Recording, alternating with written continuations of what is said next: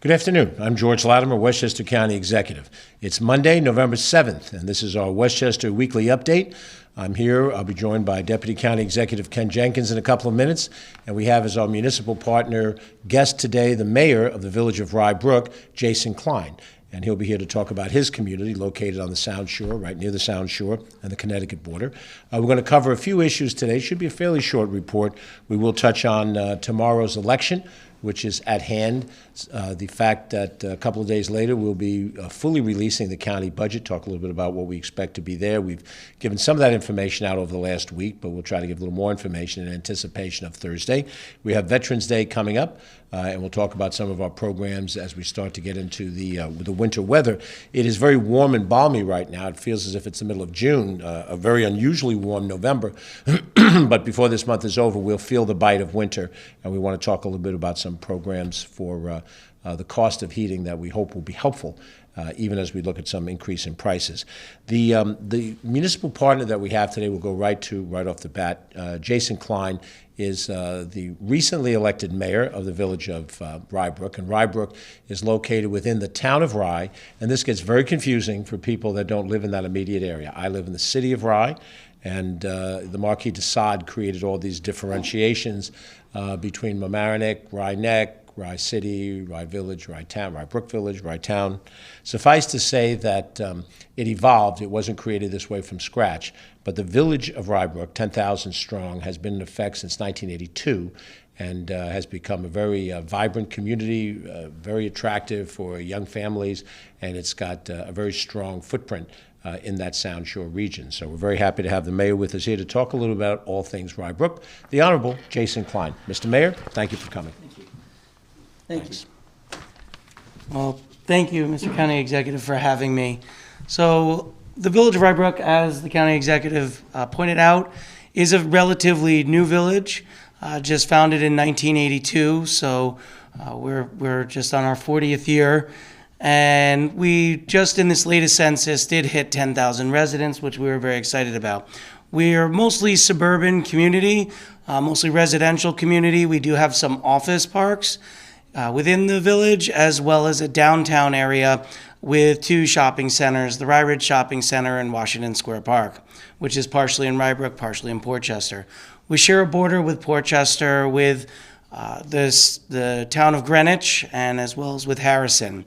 And we try and work with our municipal partners as much as we can. We have a combined library system with Portchester and combined EMS system with Rye and Portchester. As with many of our other communities, during Hurricane Ida, we were hit with a lot of flooding. And so we've been trying to take steps along this. We've partnered with the NRCS for a program whereby, and this would be the first in Westchester County, where some of the residents on Brook Lane would be eligible to sell their homes at assessed value prior to the storm, which then would be made into wetlands. So we're very excited about that. Right now we're in the application process of that, and the homeowners have until November 30th to sign up to see if there might be enough homes to get to make it worthwhile for NRCS to build floodplain. We've installed a flood warning system for the culvert at Brook Lane and West Ave, where residents will be able to sign up to get warnings of water rising. We're applying to become the 4th municipality in Westchester to get residents flood insurance discounts. But flooding does not stop at the borders. We've been working actively with the city of Rye and with SUNY Purchase to potentially work on a berm project. And we thank the city of Rye, and as they had hired a consultant to look at what projects may be able to be completed. And we're also at Village Board at our meeting tomorrow night. We're looking to modify village code to capture even more stormwater as houses do work to their properties. Being an environmentalist myself and a former chair of the Sustainability Committee within Rye Brook, we've had some green initiatives over the years as I've been on the board. We've started a food waste compost drop-off program. We do a Healthy Yards program, Green Star Business program. We've done seed swaps and seed exchanges. We've done native plantings. We have a student looking to install a pollinator garden within one of our parks, within Rye Hills Park. We're studying other municipalities to consider phase-in requirements of residential electric mowers, leaf blowers, and the like. As a small community, we like to do a lot of community events. We just held our Halloween dog costume contest. We had over 30 registered dogs, and I forget whether the winner was, it was either Mike Myers or Chucky, but it was very cute. As the dog was running along, it had a little knife, and it was kind of going like that, so it was very cute. We're getting ready for our Winterfest on Friday, December 7th at Pine Ridge Park. We have ice cream Fridays, summer concert series that were very well attended to get the community together. We actively try to enhance the development and commercial activities within the village to keep that moving along strong. The village board has approved a large senior development at 900 King Street, and we're currently in pilot negotiations. We had a little bit of a setback during COVID, as many other communities, with the hotels. We have 2 hotels in the village of Rybrook, Doral Arrowwood and the Westchester Hilton, both shut down during the pandemic, and unfortunately, it's still closed. We're looking to work towards reopening those or finding other ways that those can be developed. And there is some activity in the Westchester Hilton right now, though, and we're hoping it will reopen as a hotel at some point. As I mentioned, we have the Rye Ridge Shopping Center and Washington Square Shopping Center, and they continue to thrive with a mixture of restaurants, shopping, and other services. And I think we're just, as a small community, very happy to be part of the County of Westchester and all that the county has to offer.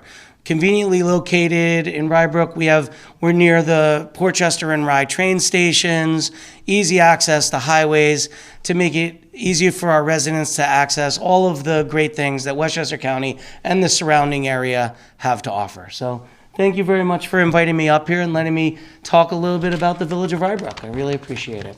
Thanks very much. Thanks very much, Thank Mr. you. Mayor. Appreciate it. That's Jason Klein, Mayor of the Village of Rybrook. I should point out that Rybrook is one of 4 villages in Westchester County that has a nonpartisan system of government. That means it is not Democrats and Republicans that compete in elections.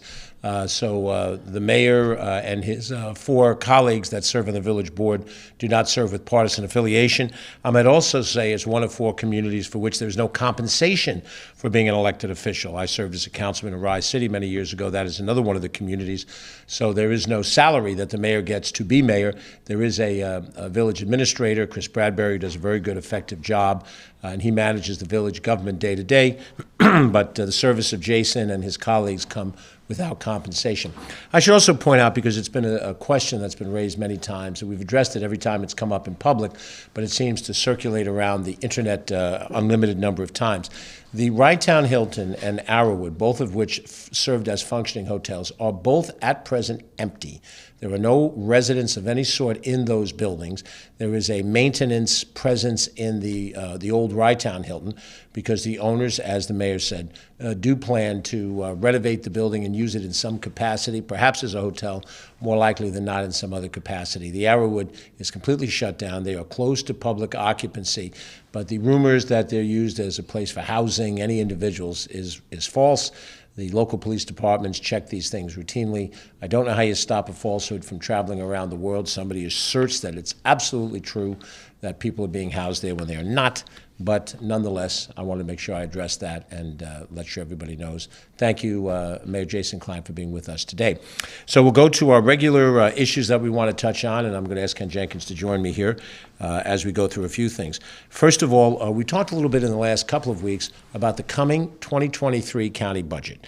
And as I've said before, repeating for information for those who may not have seen any prior reports, Westchester County operates on a calendar year fiscal year. That means our budget year begins January 1st and ends December 31st, which is coincidental with the calendar year. Not every government operates in that fashion. In addition to the County of Westchester, the 19 towns and 4 of our 6 cities also have a calendar year fiscal year. But the state of New York, most of the local villages, Our school districts do not operate on that. They have different mid-year budgets. Two of our major cities operate also on mid-year budgeting. So when you run in a calendar year budget situation, you come to the end of this calendar year, 2022, and it is time for us to review, submit, and adopt a new budget for 2023. We've mentioned that the county budget is broken into some component parts. We'll get into this a little more on Thursday when we release it. There is a capital budget, there is an operating budget, and there are some special district budgets. And again, we'll get greater detail on Thursday. But we already have released the capital budget, which came out of the middle of October. Those are the projects that we're going to spend money on, fixing infrastructure projects. And the Board of Legislators has that information. It's open and available to the public, so you know what work we intend to do on roads and bridges and on our sewer treatment plants and our various other facilities that we have. The operating budget is what comes out on Thursday.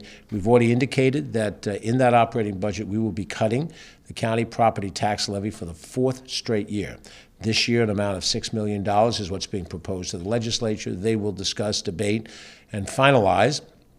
Obviously, when there is that debate process, you can't treat the proposed budget as the final budget, but I'm reasonably confident that we will maintain that tax cut when we complete the review of the Board of Legislators, and then I take the final option to determine if there are any items to be vetoed in the budget. But we've established that. What we've also established is the funding levels for three of our important departments, and I'll mention them again. The Probation Department, the Corrections Department, and the Police Department, Department of Public Safety, are the three portions of county government that involve direct law enforcement. And we wanted to emphasize, notwithstanding the chatter on the internet, that we have fully funded our county police department and as well correction and probation. And in this budget, we intend to increase our support for those functions. Last year, the county police budget was $55,431,000. This year, the proposal to the Board of Legislators is $59,165,000. That $59,165,000 is the highest level of support for our police functioning, and it's an increase of $3.7 million over last year. The Corrections Department, which is the largest of the three departments, is $156,439,000. That is an increase of $15.5 million over last year at $140,851. And then our Probation Department is at $45,233,000. That too is increased over the sweep of time of this administration. And if you go back to when we looked at the 2018 budgets, which we inherited, those numbers were much lower. Now, there are a lot of things that relate to the additional spending. Some of them are programs that we're mandated to implement.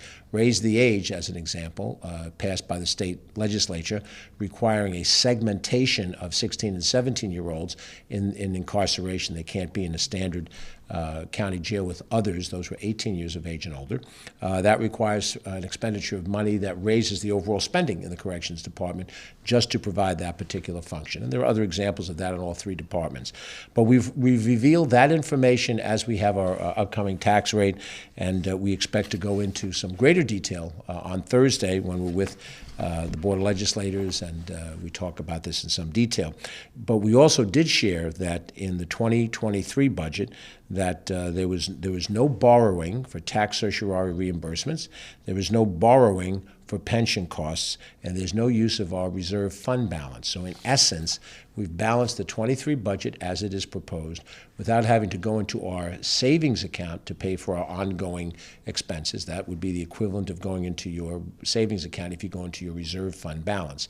We didn't borrow for pensions. We didn't borrow for tax certs.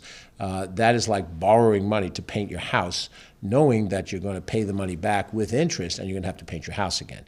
So anytime you borrow money for what is a 1 or 2 year responsibility, you are setting yourself up to spend more money over the long haul. We are paying as we go in this budget, and those three items, which we identified as consistent with what we did for the 2022 budget, the one that we're under now, and those are indicators that the bond rating agencies, the Wall Street agencies, Fitch, Moody's, and Standard & Poor's look at when rating the credit worthiness of county governments. And just like you have a credit score, and if the credit score is high, you can borrow money at a lower interest rate, so can we as we strengthen our credit bond rating. We're at AA+ or AA1 right now, and we're trying to make the road back to the AAA bond rating that we lost after the 2017 fiscal year. We hope to have that back, and that will benefit us as we tackle future projects.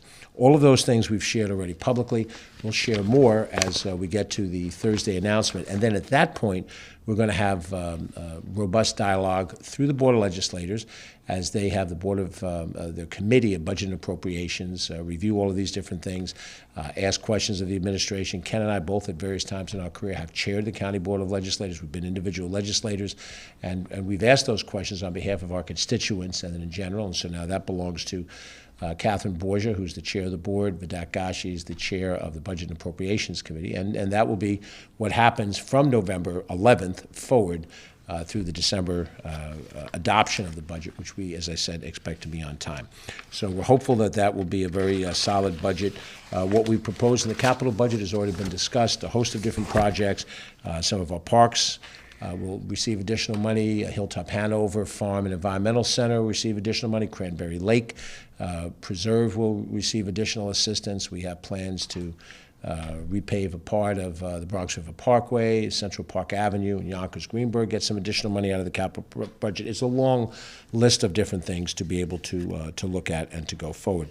I do want to mention that we're very mindful of some of the things that people are facing every day with their economic difficulties. No one can deny that there is great stress in the society, worrying about the inflationary costs of everyday products and then the potential of what a recession might mean.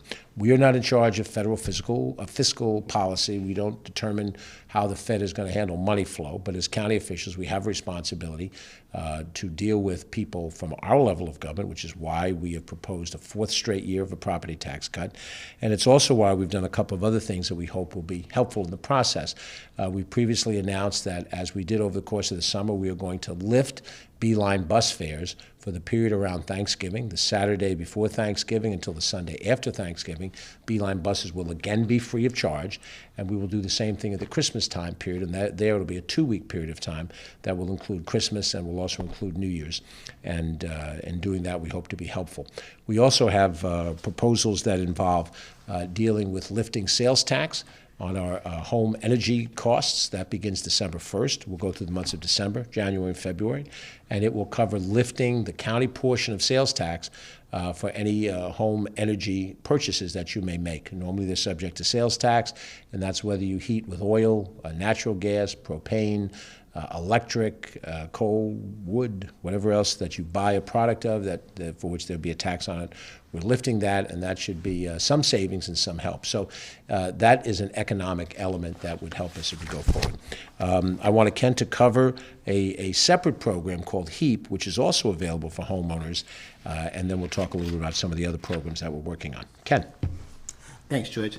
And certainly in combination with the other financial impact institutes that we've been working on from the county, as the county executive just ran through a couple of them. One that ties very nicely with that is the HEAP Home Energy Assistance Program, which can help low-income, elderly, and disabled residents with home heating costs. So the county program is to reduce the county sale tax from the months of December, January, and February, the really heart of the heating system, where we're all being told by all of the energy folks that are providers out there that it's going to be much higher. So that program is really impactful. But this one for people that are under low income is really helpful as well. So the 22-23 regular HEAP benefit is now open. It's a state program that we work together with our state partners to make sure it happens. If you're eligible, you may receive one regular HEAP benefit per program year to help pay for heating in your home.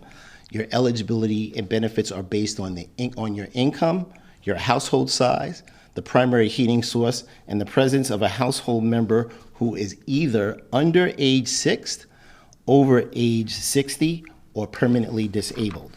For more information about this outstanding program, visit the Westchester County Department of Social Services. That information is on the screen, or the New York State Office of Temporary and Disability Assistance, also known as OTDA, and make sure that you get that information and take advantage of this outstanding program. So, that's you. Thanks, Ken. And we'll have Ken back in a second to talk about a couple of other issues. So We recognize that there's a great concern out there over the cost of everyday living, and we also understand that that concern lends itself into the cost of what may be coming with heating prices. It is the authority of the state government through the State Public Service Commission to try to regulate those utilities that provide gas and electric, also oversees water and telecommunications utilities.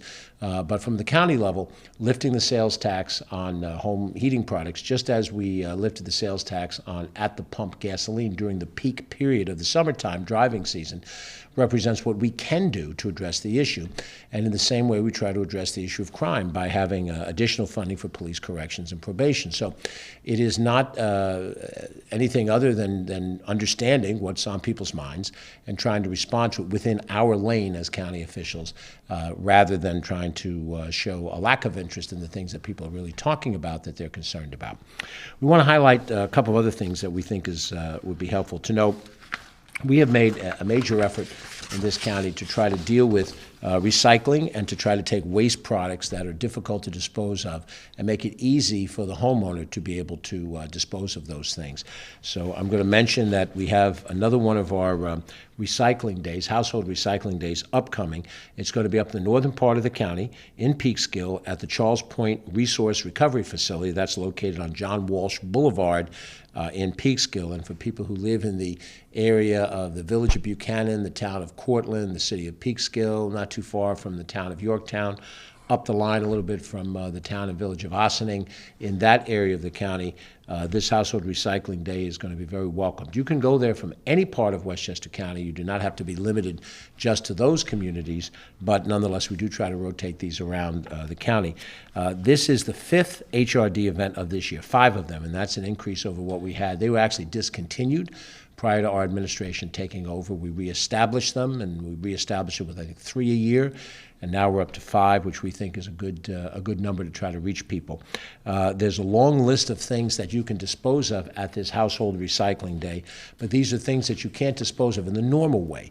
Normally, when you have some item to dispose of, you'll put it out in your garbage, or you will flush it down a sink or a toilet, and it'll go into one of the two systems. The toilet gets you into the wastewater treatment system, sewer system, if you will, and putting it in the garbage winds up in the transfer station and then at the Charles Point plant, burned to energy.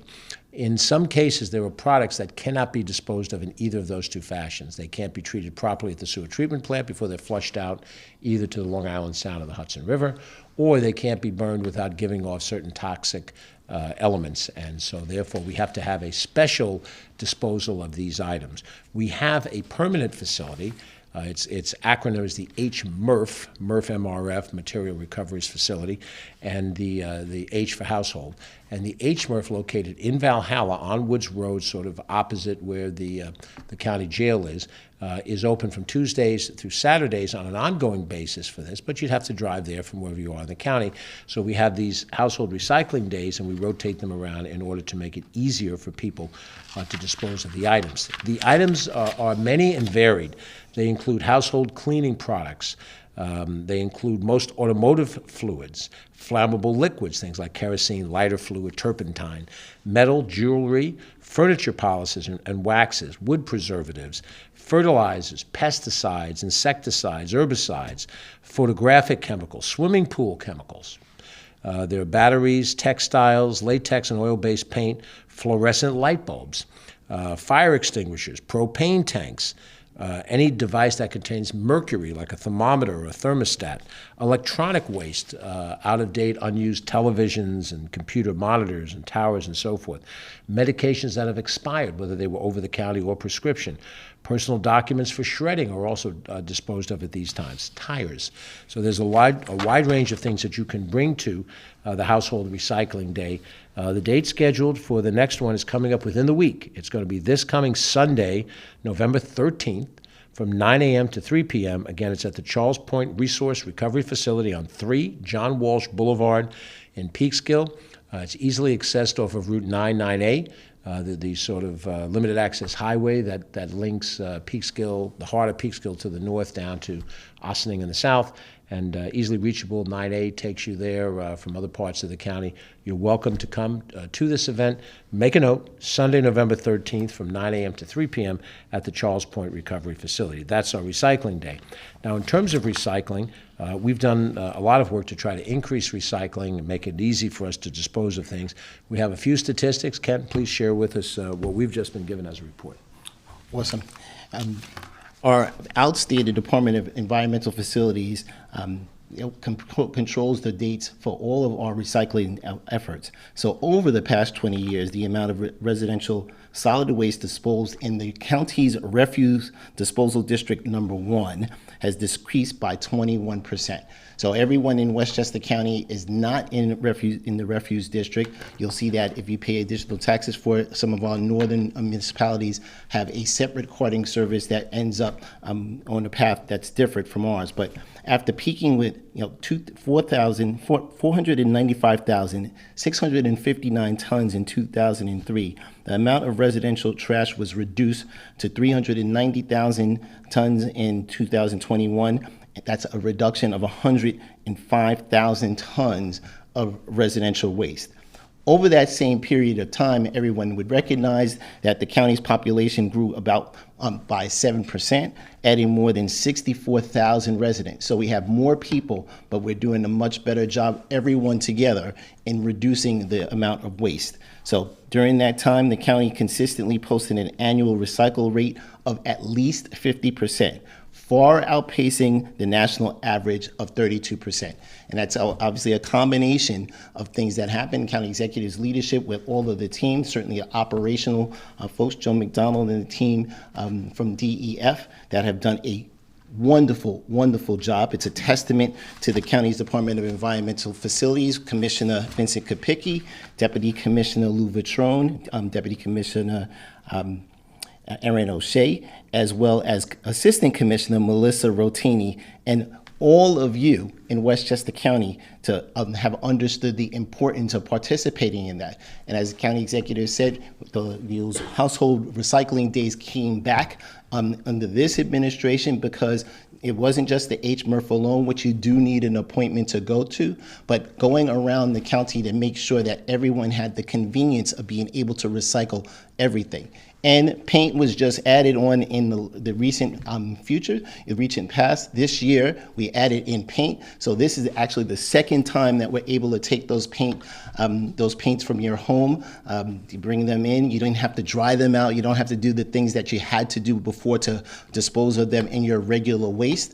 Now you can bring them to this household recycle day that's going to be November 13th. So all those things together, making Westchester green and lean, at the same time making our environment better, keeping those prescription drugs from being flushed down the toilet, bringing them to a facility like the material recovery facility or to a local pharmacy, et cetera, to keep them out of the waste stream because you shouldn't do that either. So again, a great job by the Department of Environmental Facilities, but more importantly, a great job by every one of you. Thanks, George. Thanks again, Ken. So with that behind us, we want to touch on a couple of additional things that we think might be helpful to know. First of all, early voting has been completed now in New York State. Early voting was passed in early 2019 and had applied in the 2019 election for the first time, and this is now the 4th year that it has been in effect. Each county makes a decision as to where they're going to have early voting sites. Here in Westchester County, we have 23 early voting sites. We covered all of them with you the last 2 weeks, so you were aware of it. Different counties do different things. If they have a smaller population as 50,000, they have one single site. Many of them have a couple of sites, but Westchester, we feel, has done a good job of trying to get it out in as many different parts of the county as possible. Our larger communities, Mount Vernon, New Rochelle, Yonkers, have multiple sites, and even communities like Yorktown, which may not have the same population size, but is a long north-south community, have had early voting sites in the northern part of the town and in the southern part of the town to make it easy and accessible for everybody to vote early. So the numbers just came in. According to the statistics that we've received, and Ken has been very diligent in following up this, 69,894 voters have taken advantage of early voting in Westchester County. 69,894. That is a very good number in general. Now, we can't compare it to a prior gubernatorial cycle. Each of the different race cycle years has a different appeal. The most dominant one is the presidential year. Most everybody knows is a presidential election. You get the highest possible turnout in the presidential years. The second highest number comes in the other even year cycle, which is when the governorship is at hand, and that's what we see here, 69, 894. The other two alternate cycles include a county executive year, which we just had a year ago, and then next year, where probably the most prominent elections in the county are for mayoralties in some of our largest cities, Yonkers, Mount Vernon, New Rochelle, and so forth. But 69,894 is the total number of people in Westchester County that voted, very close to what Erie County did, which is a slightly smaller county than ours, 70,077 voters, so we're within a couple of hundred votes of each other. Of course, Erie County is the home county of the Democratic gubernatorial candidate, Kathy Hochul, so we expected a lift there in the same way that we got a lift in Suffolk County, which is the home of Republican candidate Lee Zeldin. And there, Suffolk County had 98,226 voters. Now, that's 70,000 larger than Westchester County, but the population base of Suffolk County is 50% larger than Westchester. They have about a 1.5 million person population. We're at 1 million people, so it's not surprising if Suffolk is higher. I think perhaps what's most interesting is how we fared next to our next door neighbor in the Bronx. There are more people in the Bronx than in Westchester County. The Bronx has about 1.3, 1.4 million people. We have 1 million people. The Bronx early voting total was 39,069 compared to Westchester's 69,894. So that is, somewhat of a comparable number. When you look at some of the other larger areas, Brooklyn had 135,000 people voting early. Manhattan, 133,000 people voting early, but Brooklyn is over twice the population of Westchester County, and they weren't quite twice as many early voters as we had. The borough of Queens is also over 2 million, also more than twice our population, and they had 88,000 voters to our 69,000. So I think in general we can assume, compared to the other counties in New York State, Westchester pulled its weight, or punched at its weight, if you will, with early voting. But early voting is only one of 3 mechanisms by which a person can vote. That is now behind us. Tomorrow is Election Day, November 8th. Polls open at 6 a.m. and they close at 9 p.m. at the usual precincts all across the county that you normally vote in. If there has been a change in your local voting location, you should have received a card from the Board of Elections indicating that your polling place has changed and it is this other location. The vast majority of polling places have stayed the same. There have been some changes, some of them based on COVID realities. Sometimes there's a major construction project going on at a particular facility and they're not able to use that facility for voting purposes. But 6 a.m. to 9 p.m., and that is the traditional voting day for election day that we're all familiar and accustomed to. Early voting being, again, a relatively new 9-day period where you can vote. And then, of course, there are absentee ballots, and absentee ballots have to be postmarked no later than tomorrow, put in the mail or dropped off. Some were dropped off at the various early voting sites where you had the ability to leave your absentee ballot there once completed. Some will come in by the mail, and then we'll see what happens. It always depends on how close these elections are to determine if the absentee ballots matter. Let's just go over who and what is on the ballot for tomorrow, very neutrally. We have races for statewide positions. We have races for positions that represent portions of Westchester County. A couple of the races are Westchester County and other neighboring counties. We'll try to highlight that for you as best as we can. With the statewide ballot, the gubernatorial race is the one that's gotten the greatest attention. Kathy Hochul, who is the current incumbent governor, is facing Lee Zeldin, congressman from Suffolk County. Zeldin, the Republican, Hochul, the Democrat. They each have a minority line. That is probably the marquee race that we face tomorrow. They have running mates that a vote will be included for them at the same time you vote for the governor. Kathy Hochul's running mate is Lieutenant Governor Antonio Delgado, and Lee Zeldin's running mate is Allison Esposito. And one vote for the governor and lieutenant governor combination in each of the tickets. There's a race for state controller. Tom DiNapoli, the incumbent Democrat, is on the ballot, and his opponent, Paul Rodriguez, is running as a Republican conservative in that race. In the attorney general's race, the incumbent is Letitia Tish James. She's running on the Democrat and Working Families line, and her opponent is Michael Henry, who's running as a Republican conservative. That's an option on the ballot. And then statewide, we also have United States Senator Chuck Schumer, who will be seeking another term. in this position. He has served 24 years, or 4 terms, 4 6-year terms, and he is competing again for what would be his 5th term. And his opponent is Joe Pinion, who is the Republican conservative candidate competing against Chuck Schumer. Those are on everybody's ballot, wherever you may be in Westchester County, and for that matter, anywhere in the state of New York. Now, when you slice it down a little bit more locally, there are candidates running for judicial positions that are running countywide in Westchester and beyond Westchester. There are 7 seats in the New York State Supreme Court in the 9th Judicial District that are on the ballot. There are 7 Democratic candidates. There are 7 Republican candidates. There's some cross endorsements in there. And you get to pick whichever 7. You can vote for any 7 that you choose to that appear on the ballot. You can't vote for any one of them twice if they're on 2 lines, and the machines are structured to be able to prevent you from doing that. But you have one vote for each one of the 7 choices you have.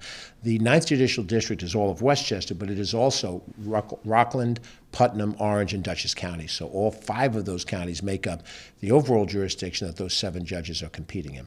Further down the line on the ballot, it's actually one of the lower level things on the ballot, is county court judge, for which the Democratic candidate is Maurice Williams. There is no Republican candidate in that race. There's no other candidate in that race. Writing capacities exist in all races. But that is now the next largest jurisdiction, things that are Westchester but not limited to Westchester. Maurice Williams is in Westchester only. And now the subdivisions that come below are those that run for the Congress of the United States, the New York State Senate, and the New York State Assembly. We have parts of 2 congressional districts in Westchester County. The 16th Congressional District, CD16, is the southern portion of the county, roughly speaking, from 287 to the Bronx border. There's some Bronx in this district. The incumbent Congressman Jamal Bowman is the Democrat in the race. His opponent is Miriam Levitt Flisser, who is from Scarsdale. She is the Republican conservative candidate in that particular race. In the 17th district, which is the northern portion of Westchester, it's more than half of the geography of Westchester, but it is much less than half of the population of Westchester because northern Westchester is more sparsely populated. That is the 17th congressional district, CD17. The incumbent is Sean Patrick Maloney, who served 5 terms in the House of Representatives. He's being challenged by Michael Lawler, who's a Rockland County assemblyman. And that district are the communities of northern Westchester. It also includes most of Putnam County and includes all of Rockland County. So in those races where there's a little bit that's outside of Westchester County, the Westchester numbers are not the only numbers. And on election night, we all look to see what happens in the other counties to make some determinations what happens there. In the New York State Senate, we have currently 3 incumbent senators who are running, Andrea Stewart-Cousins, Shelley Mayer, and Peter Harcum. And Andrea Stewart-Cousins represents the western portion of Westchester County, Shelley Mayer the eastern portion, and Peter Harcum in the northern portion of it. Each of them have opponents in their races as they run. And there is one Senate district that takes in the town of Pelham and a portion of the city of New Rochelle. That's the 34th Senate District. The bulk of that district is in the Bronx. Natalia Fernandez is a candidate in that race. She has an opponent, Mazurka, who is opposing her on the Republican line. And more of that district falls in the Bronx than it does in Westchester County. Pete Harcum's district that he currently serves in, he's running against Gina Arena, the Republican conservative. That goes up into Putnam County, has a little piece of Rockland County in it. The other districts are wholly within Westchester County. We have 8 part or all assembly districts in our county. There are 5 incumbents who are running in a number of districts. Some have opponents, some do not. There are 3 seats that are open and will be filled by the winner of the local election. Those would be the districts along the Hudson River. There's a district that is pivoted on Greenburgh, includes a little bit of Yonkers and Mount Pleasant. And then there's a district above that, which is Ossining through Peekskill, actually goes up into Putnam County. And those are open races where we have a Democrat and a Republican competing. There's an open race in the central northern part of the county that goes up into Putnam County. That is a seat held by a Republican currently, who is running for county executive in Putnam County. And so those are competitive races. The remaining races all have, to the greater extent, opponents. There are a couple that are unopposed. But all of that is on the ballot as well. You also have, in different communities, localized races, and particularly where you have municipal races in a given town, city, or village, they are often unexpired terms of office where a person has left office for one reason or another in the middle of their term. And normally those elections are held for the full term in an odd-numbered year. But because the vacancy occurred when it did, the individual who seeks the office is running for the balance of the unexpired term, which usually means a one-year term. That is true in Bedford. It is true in the town of Cortland. It is true in the town of Newcastle. It is true in the city of Rye. It is true for the town clerk's position in the town of Mamaroneck. And in each of those cases, you will have one or two candidates competing. Look for them in your local community. You have a number of villages that have November elections, and there are some competitive ones in some communities. In some communities, there aren't competitive ones. Once again, if you live in a village, look to see if your elections are coming up on the ballot this year. Most of the villages of Westchester County now vote in November. Most of them have moved from the March date. There are a couple of communities that still vote in March, and therefore they would not be voting in November. But there are some referenda on the ballot to move elections from March to November in the village of Tuckahoe and the village of Hastings, and the voters will decide that. But when you get to the propositions or the referendum, you got to flip the ballot over. We've had this discussion already. There's a statewide proposition, Proposition 1. It's the Environmental Bond Act, $4.2 billion allocation of money for environmental projects of a wide variety of range. You can look online and some of the information that we put out there to inform you. And then certainly there's advocacy that's out there for people that support the Bond Act and also those that oppose it. And if you haven't by now, because we've been talking about this for at least a month, you should be able to do your homework overnight so you don't walk into the poll and flip it over or forget to flip it over. In theory, the people who handle the act of voting from the Board of Elections on site should remind you of that, and generally they do. Sometimes they may not. You have to know to flip it over. The Bond Act is a county-wide function, statewide function, but everybody anywhere in the county will see that Bond Act, and then you have your local referenda. Beyond that, I mentioned one type of referendum, that's the moving of the village elections. There are other ones out there, and for that, all of it is covered in a very effective League of Women Voters Guide. Now, there are hard copies out there, but if you can't find one at your local library or post office, go online to LWVW, League of Women Voters of Westchester, and you'll find information online that equates to what is in the pamphlet. So in none of this do we point out how you should vote. That's not our function here. We each have our own private function outside of our governmental responsibilities, but we encourage you to make sure that you're an informed voter. We encourage you to vote. However you intend to vote, you should vote. This is part of the rights and responsibilities of being a citizen.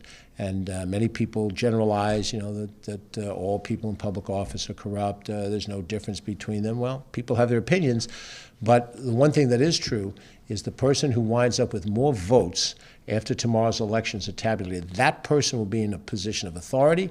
That person will be making public policy decisions. So you like the person, you don't like the person, you like the other person, you don't like the other person. Somebody will be in the seat and will be exerting power. So our advice generally is to make sure that you go in and know your candidates, vote, have your vote counted, and then once the polls close tomorrow at 9 o'clock, the counting will begin. Absentee ballots are the last part of the process to count. The early voting gets counted, and the day of elections are counted. Of course, if you go on the Westchester Gov website to Board of Elections, there'll be an icon that you can click on that will give you an up-to-date tally of what the Board of Elections has at that point. Keep in mind, when you look at a vote total, if it says 32% of the vote and you don't know what part of the jurisdiction the vote has come in from, and there are areas that cluster by political affiliation based on a variety of different factors, and if you know that the 32% includes this but does not include that, you're in a better position to understand what's happening. There are people who look and they say, oh, 60% of the vote is in, my guy is ahead. And then when the election is completed, your guy didn't win. And that's because what was outstanding was a heavy portion of adherence from the other side of the aisle, and they outvoted in the end of the day. My experience has been that Westchester elections have been uniformly clean, without fraud. We've had elections that were tied. Village election for mayor of Irvington a number of years ago was tied at the end of the day. They flipped a coin. I participated in an election where a running mate of mine lost by 10 votes. After all the process went through. I've seen a one-vote margin in a village election in the village of Larchmont a number of years ago. But we believe that the election process is honest and fair, and unless we have reason to think otherwise, I don't see any particular reason during early voting or absentee voting where there was any illegal thumb placed on things. Sometimes people don't like the result of the election, and at that point in time, so starts to fly the accusations. But we're hopeful that the Board of Elections, with its Republican and its Democratic commissioners, have done their due diligence, and you will get a chance to make those decisions on everything up to and including the Bond Act issue, which we want you to remember. Now, the elections get past us. There are other things that we have coming up, and I want Ken to highlight some of those events that are worth taking note of and worth being involved in. Thanks, George. So we're in November, and certainly we have so many wonderful events as we turn to a holiday time of year. So first, we have the Holidays on the Hill annual train show. That's at Lasden Park in the Arboretum and the Veterans Memorial in Somers. It comes back on Saturday, November 26th. The dates and times for tickets are available at lasdenpark.org. I'm sure that that's on the screen right now, but that is a wonderful, wonderful thing with the train show and the other festivities that they have there at Lasden Park. Westchester's Winter Wonderland Drive-Through Holiday Light Extravaganza comes back, and that starts on Friday the 25th. That's going to return to Kensico Dam Plaza. It's going to keep that drive-through format that was implemented during the pandemic. That was tremendous, and people really, really liked it. They have some additional features that they're going to have this year. Certainly, it ends up with the Santa at the very end of that particular show. Again, that starts on Friday the 25th, and the dates, times, and tickets are available at www.winterwonderland.com. And that is so very important for people to get a chance to take advantage in the nationally accredited, award-winning county park system at Lasden and at Kensico Dam Plaza. So certainly we have the last event that's coming up, and certainly we want to talk about that on the November 9th. That will be at Lasden as well, and at the Lasden Park at 2 p.m. And certainly, the county executive made sure that we're doing ours a little bit early on the 9th because there are so many local veteran celebrations that are happening in all of local municipalities, and they all happen at the same time. November 11th at 11 a.m. From Armistice Day was when that time was created. So again, this gives an opportunity for people to participate in the county festivities and celebration and recognition of all of those veterans that have gone out to serve for our country wherever they happen to serve, whether that's in wartime or in peace, that they are sacrificed, and we need to make sure to continue to recognize the sacrifices that have been made by our veterans and their families. And with that, I'll turn it back over to the county exec. We try our best to tag team these things so that you don't hear the same voice all the way through. But with these things that are coming up, the Veterans Day ceremony, which will be on the county one on Wednesday, the delivery of the budget on Thursday, our household recycling day coming up on Sunday, other activities that are happening. We're going to be very busy, and of course, with the election at hand, that will be the focus of attention over the next 24, 48 hours. But once the election is behind us, we go through the process of governing. The county has no positions on the ballot this year, but we will work with whoever gets elected, and we'll try to form, as you see us here, when we have our municipal partners come in, be they Republican or Democratic municipalities. We do our very best to work together because we do have that responsibility when it's all said and done. The needs of democracy exceed the need of a partisan player. That's quite a debate in the society today, but I think we believe that strongly. And we hope that you will cast your vote tomorrow. You'll do what you think is right based on your own philosophy, but that we will all remember that while we may disagree on politics, we may disagree on policy, we may disagree, we come from different life experiences, we look differently, we worship differently, we're of different ages and different genders, but at the end of the day, we are all Americans. And I certainly don't question the patriotism of any individual American. I don't question the validity of them to have a right to exist and to try to function in this small d democratic society where we try very hard to make this experiment, almost 250 years in the making, work. There are times when government fails us. There's no question about it. There are times when I have personally failed. There are also times when we've succeeded, when we opened Memorial Field after 12 years of it being a pile of rubble, when we hold a successful recycling day and people are able to get things out of their house and it's gone and it doesn't cost them anything. Those are times when government succeeds. And I think it's very important, even though there are issues, and we're frustrated. We're frustrated by the concerns that people have over the economy. We're frustrated over the fear of crime. Whatever the reality is, crime might be down, but if you're afraid of it, then you're afraid of it, and that has to be addressed in some fashion. To try to deal with these things as honestly and straightforward as we can. The alternative to this experiment has also been tried in almost every other corner of the globe, and that is tyranny. That is totalitarianism, dictatorship. We see many more countries in the world that are subject to the thumb of a dictator. It might be a religious leader, it might be a military leader, might be a group of oligarchs, whatever it is. So much of the world today, and the history of the world, has been driven by an individual who achieves ultimate power, and with that ultimate power can dictate the terms for everybody. Now, people who are close to the dictator, well, they do fine. But for the rest of the folks, not so fine. And so this experiment now has another test, and that test comes tomorrow. And you and I are the ones taking the test, and let's hope we pass that test. So thank you for watching. We'll see you again back here at this podium when we wrap up our budget on Thursday. We'll see you hopefully in person or virtually at Lasden. And we do want to extend to all of the men and women of this country who have put on the uniform of this country, whether in wartime or peacetime, a sincere thank you for serving as veterans. For serving their country in a time of need, and who gave up time and years of their life and their energy to protect the interests of this country. They are always to be appreciated and always to be thanked. I'm George Latimer, Westchester County Executive. Thank you for watching. Have a good week. We'll see you soon.